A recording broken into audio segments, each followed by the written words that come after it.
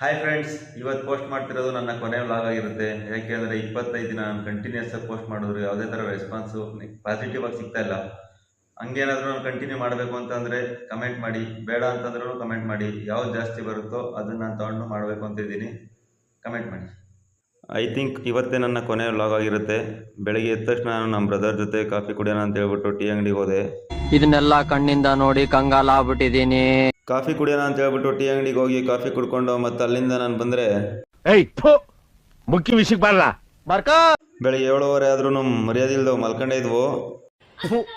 ಈ ಬಡತವಿಂದ ದೇಶ ಉದ್ಧಾರ ಆಯ್ತದ. ಆಮೇಲೆ ಎದಳಿಸ್ಕೊಂಡು ಇದ್ ಕಡೆ ಬಂದರೆ ನಮ್ಮ ಬ್ರದರ್ ಶೋರೂಮ್ ಓಪನಿಂಗ್ ಡೆಕೋರೇಷನ್ಗೆ ಅಂತ ಫ್ಲವರ್ಸ್ ಎಲ್ಲ ತಂದಿದ್ರು ನನ್ನ ಫ್ರೆಂಡ್ಸು. ಮತ್ತೆ ಅದನ್ನೆಲ್ಲ ತೊಗೊಂಡು ಈ ಥರ ಡೆಕೋರೇಷನ್ ಮಾಡೋದು ನೋಡಿ ಯಾವ ಥರ ಡೆಕೋರೇಷನ್ ಇದೆ ಅಂತ ಹೇಳ್ಬಿಟ್ಟು. ಆಮೇಲೆ ಡೆಕೋರೇಷನ್ ಎಲ್ಲ ಕಂಪ್ಲೀಟ್ ಆದಮೇಲೆ ನಾನು ಮತ್ತು ನನ್ನ ಫ್ರೆಂಡ್ಸು ಮನೆಗೆ ಹೋಗ್ಬಿಟ್ಟು ಸ್ನಾನ ಮಾಡಿ ರೆಡಿಯಾಗಿ ಬರೋಣ ಅಂತ ಹೊರಟ್ವಿ. ಮತ್ತೆ ಬರೋ ಅಷ್ಟರಲ್ಲಿ ಎಲ್ಲ ಗಾಡಿಗೆ ಹೂವು ಇಟ್ಬಿಟ್ಟು ಪೂಜೆಗೆ ರೆಡಿ ಮಾಡ್ಕೊಂಡಿದ್ರು.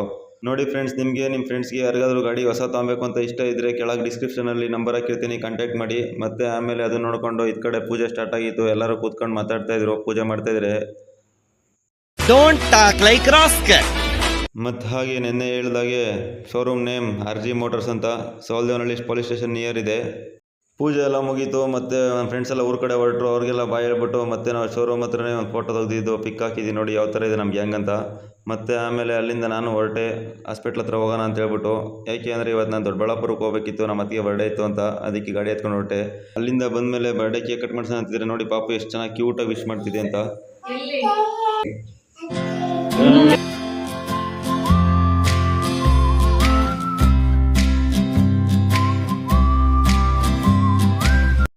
ಮತ್ತು ಆಮೇಲೆ ಬರ್ಡೇ ಎಲ್ಲ ಮುಗೀತು. ಇವತ್ತಿನ ವಿಡಿಯೋ ಇಷ್ಟೇ. Thank you for watching. ಸ್ಟಾರ್ಟಿಂಗಲ್ಲಿ ಹೇಳಿರೋದನ್ನ ಮರಿಬೇಡಿ, ಕಮೆಂಟ್ ಮಾಡಿ ಫ್ರೆಂಡ್ಸ್.